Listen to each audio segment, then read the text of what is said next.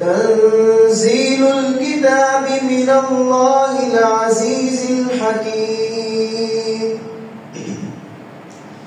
إنا أنزلنا إليك الكتاب بالحق فاعبد الله مخلصا له الدين.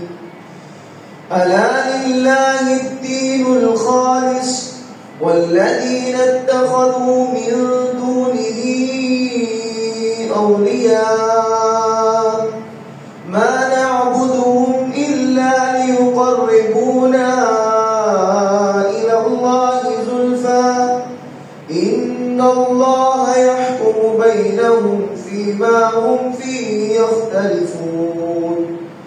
إن الله لا يهدي من هو كاذب كفار. لو أراد الله أن يتخذ ولدا لاصطفى مما يخلق ما يشاء سبحانه هو الله الواحد القهار. خلق السماوات والأرض بالحق يكور الليل على النهار ويكبر النهار على الليل وسخر الشمس والقمر كل يجري لأجل مسمى ألا هو العزيز الغفار. خلقكم من نفس واحدة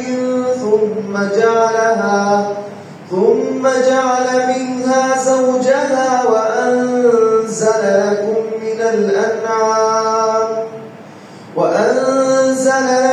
من الأنعام 8 أزواج يخلقكم في بطون أمهاتكم خلقا من بعد خلق في ظلمات 3 ذلكم الله ربكم له الملك لا إله إلا هو فأنى تصرفون.